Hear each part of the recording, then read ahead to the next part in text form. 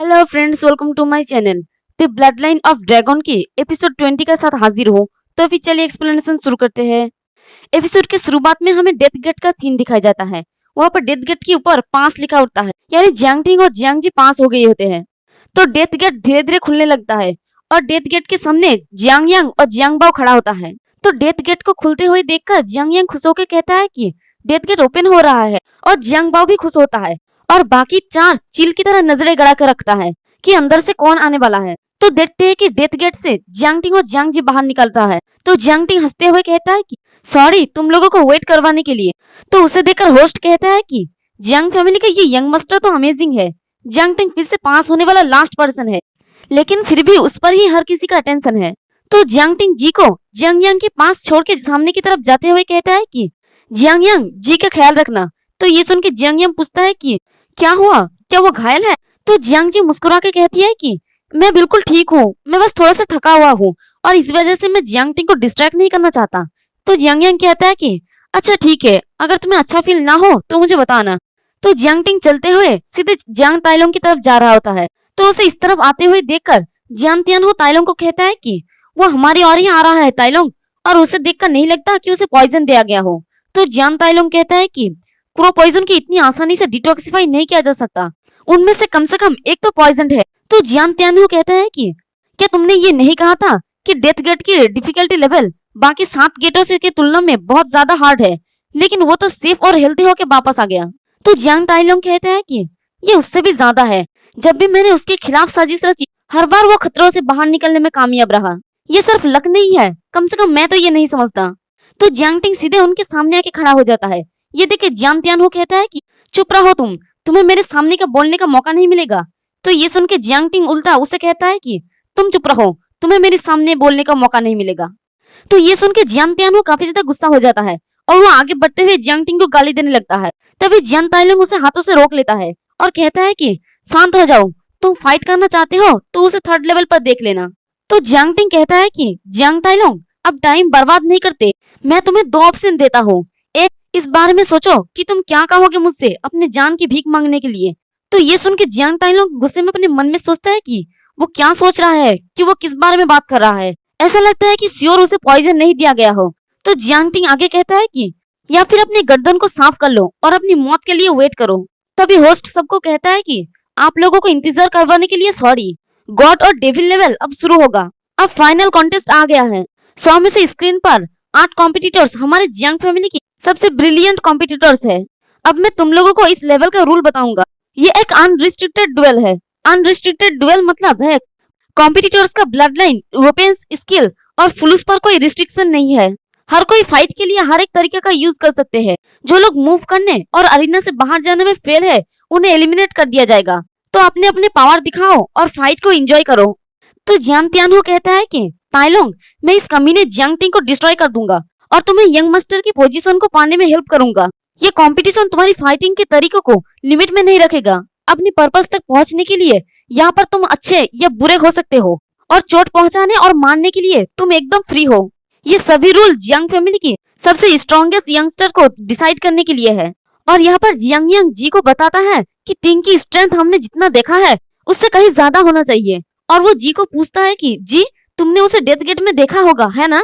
और दूसरी तरफ जी की हालत खराब होने लगती है। तो उसे देखकर यंग पूछता है कि तुम्हें क्या हुआ, तुम ठीक तो हो ना जी? तो जी कहती है कि तुम बस मेरे लिए बहुत ज्यादा वरीड हो, मैं बस थोड़ा सा थका हुआ हूँ, ये कोई बड़ी बात नहीं है। और जियांग टिंग तो अपने ही ख्यालों में खोया होता है। वो खुद से ही कहता है कि गॉड और डेविल लेवल का रूल जियांग ताइलोंग के फेवर में है। वो हर तरह का गंदा ट्रिक्स यूज करेगा। मैं उसे जियांग यांग और जी के साथ फाइट करने नहीं दे सकता। लॉटरी पहले ही निकला जा चुका है। अगर वो मिले तो मुझे इसे रोकने के लिए कोई स्पेशल मेजर करना होगा। तभी होस्ट अनाउंस करता है अब शो शुरू हो रहा है। तो चलो फर्स्ट ग्रुप का स्वागत करें, जियांगजू वर्सेस जियांग जी। और जियांग जी की हालत और भी ज्यादा खराब होने लगता है। तो जियांग यांग उसे कहता है कि जी, तुम्हें बस गिव अप कर देना चाहिए। और जियांग टिंग कहता है कि जियांगजू एक इलगेट को बिना किसी नुकसान के पार कर सकती है, इसलिए इसकी स्ट्रेंथ को अंडर एस्टिमेट नहीं किया जा सकता। मुझे लगता है कि तुम्हारे हारने की पॉसिबिलिटी है। तो जी खुद को ठीक दिखाते हुए कहती है कि मुझे मत रोको, मैं फाइटिंग से भागने वाला कायर नहीं बनूंगी, मुझे कम मत समझो तुम लोग। तो जियांग यांग उसे समझाते हुए कहता है कि जी, खुद पर तुम दबाव मत डालो। तो जी वहां से आगे बढ़ जाती है और अपने मन में कहता है कि ऐसा लगता है कि मैं अपने भाइयों को बेवकूफ नहीं बना सकता। मैं कुछ टाइम के लिए पॉइजन को रोकने के लिए मैनेज कर सकता हूँ। मौत अब मेरे लिए श्योर है, लेकिन मैं टिंग को अपने बारे में चिंता करने नहीं दे सकता। मैं सिर्फ कमजोरी दिखा सकता हूँ और जियांगजू को मुझे हराने दे सकता हूँ। जियांगजू को मेरे खिलाफ कोई ग्रजेस नहीं है। अगर मैं उसे जीत दिलाता हूँ तो उसे बहुत आगे बढ़ना नहीं चाहिए। तो जियांगजू को देखकर जियांग तियानहू कहता है कि मैं इस जियांगजू को ठीक से नहीं जानता। अगर वो जियांगजी पर फेयरसली अटैक नहीं करेगी तो मुझे निराश होगी। और वो ताइलोंग को कहता है कि ताइलोंग, मुझे जियांगजू के बारे में कुछ पता चला है। वो एक अनाथ है। वो ब्रदरहुड की नजरें और साथ ही अपनी कंडीशन को सहन नहीं कर सकती। वो जियांगजी पर आसान नहीं होगी। तो जियांगजी को देखकर जियांगजू की कुछ अच्छा खास रिएक्शन नहीं होती और जियांगजी मुस्कुरा के उसके सामने अपने हाथ को आगे बढ़ा के कहती है कि जू, हमने तो सालों से एक दूसरे को नहीं देखा। तुम बड़ी होने के साथ साथ बहुत खूबसूरत भी हो गई हो। मैंने तो तुम्हें पहचाना भी नहीं। मुझे आज अच्छा महसूस नहीं हो रहा है, लेकिन मैं अपने भाई को भी चिंतित नहीं करना चाहता। क्या तुम मुझ पर एक फेवर कर सकती हो और मुझे डिसेंटली हारने दे सकती हो? और जियांगजू जियांगजी की बड़ी ब्रेस्ट देकर मुंह बना लेती है और कहती है कि बड़ी माउंटेन, और अपनी ब्रेस्ट की तरफ देख के सोचती है कि बोर्ड प्लेन, और इसी के साथ अपनी स्वर्ड को निकाल के जियांगजी के ऊपर अटैक कर देती है और चिल्ला के कहती है कि क्या तुम शो ऑफ कर रही हो? तुम्हारे पास तो सब कुछ है। तुम मुझसे तुम्हारे साथ कोऑपरेट करने की उम्मीद भी कैसे कर सकती हो?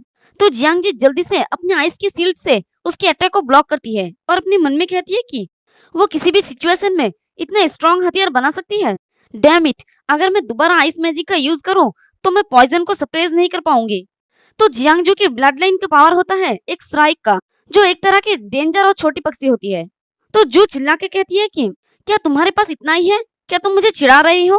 और वो अपने दूसरे हाथों में पावर को एक्टिवेट करके जियांगजी के मुंह पे एक पंच मारती है।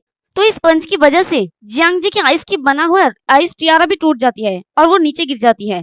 तो उसे नीचे गिरते हुए देखकर जियांगजी और जियांगटिंग दौड़ के उसके पास आती है और उसे सहारा देता है। तो जियांगजी अपने मन में कहती है कि मेरा आइस टियारा टूट गई है, अब मैं बहुत मुश्किल से जहर को रोक सकती हूँ। मेरे आसपास रहना खतरनाक है। और वो उन दोनों को कहती है कि मेरी फाइट में इंटरफेयर मत करो और नीचे उतर जाओ। और वो उन दोनों को पीछे धकेल के उठने की कोशिश करते हुए कहती है कि मेरे रास्ते में खड़े मत रहो। और वो अपने मन में कहती है कि प्लीज मेरी तरफ मत देखो।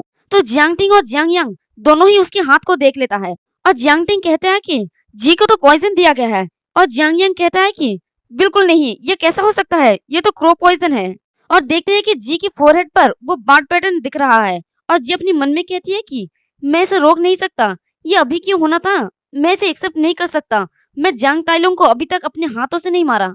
और उसकी आंखें आहिस्ते आहिस्ते बंद होने लगती है। तो वो अपने सामने जियांगजू को बहुत ही वरीडली खड़ी हुई दिखती है। तो वो अपने मन में ही कहती है कि जू, तुम्हारा एक्सप्रेशन ऐसा क्यों है? पागल लड़की, इसमें तुम्हारा कोई गलती नहीं है। और वो अपने मन में कहती है कि टिंग, मैं लास्ट टाइम तक तुम्हारे साथ नहीं दे सकता। और इसी के साथ वो नीचे गिर जाती है। तो जियांगयांग और जियांगटिंग दौड़ के उसके पास आता है। जियांगयांग उसे अपनी गोद में उठाकर रखता है और जियांगटिंग उसे कहता है कि अपने ब्लड लाइन का यूज करके उसकी वेन को सील करो, मैं उसके अंदर का पॉइजन को निकाल सकता हूँ। तो उसकी बात सुन के जियांगयांग कहता है कि तुम ये नहीं कर सकते। बार्ड पैटर्न उसकी ग्लैबला पर बना है। क्रो पॉइजन उसकी पूरे ऑर्गन में फैल गया है।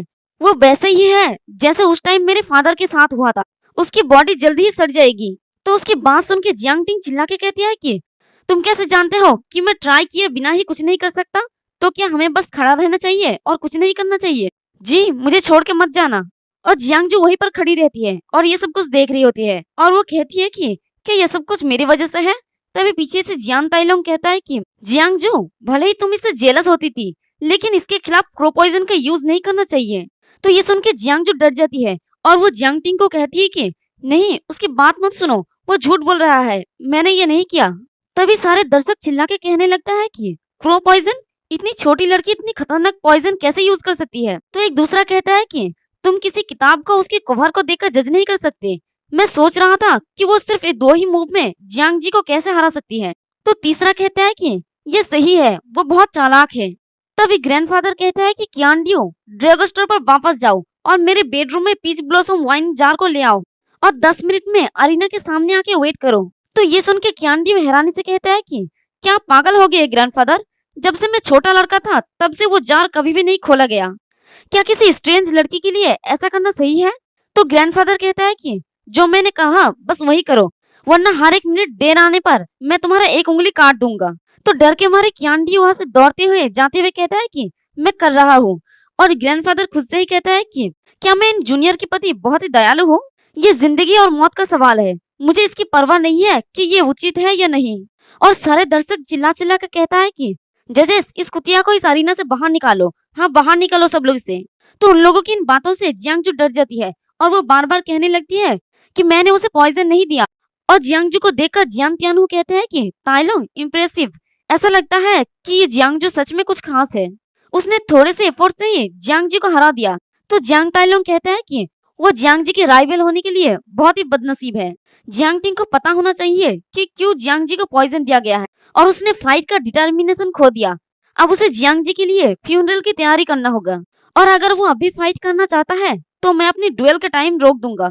भले ही वो फाइनल कॉन्टेस्ट में पहुंच गया है लेकिन वो मुझे नहीं हरा पाएगा क्योंकि उसके दिमाग अभी सही नहीं है। और दूसरी तरफ जियांग टिंग अपनी पावर से जियांगजी के अंदर से पॉइजन को बाहर निकालने की कोशिश करता है लेकिन इससे कुछ भी नहीं होता। तो वो कहता है कि डैम इट, इसका अंदर से पॉइजन क्यों नहीं बाहर निकल रहा है। तो जियांग यांग कहता है कि टिंग, बहुत हुआ, तुम यहाँ पर बस टाइम बर्बाद कर रहे हो। मैं और मेरी सिस्टर पैनलोंग आइलैंड पर मौजूद किसी भी पर्सन की तुलना में इस पॉइजन से ज्यादा फेमिलियर है और हमें इसकी बॉडी को सड़ने से रोकने के लिए किसी डॉक्टर को ढूंढना पड़ेगा अबेग से काम करने की बजाय, जैसे कि तुम अभी कर रहे हो। और देखते हैं कि जियांगजी की बॉडी सड़ना भी शुरू हो जाती है और यहाँ पर जियांग टिंग को वो सारी बातें याद आती है जब जियांग टिंग के लिए वो जियांग ताइलोंग के अगेंस्ट भी खड़ा हो गई थी। और जब कंपटीशन शुरू होने से पहले जी ने टिंग के हाथ पकड़ के कही थी कि मुझ पर ट्रस्ट करो, चलो एक साथ करते हैं।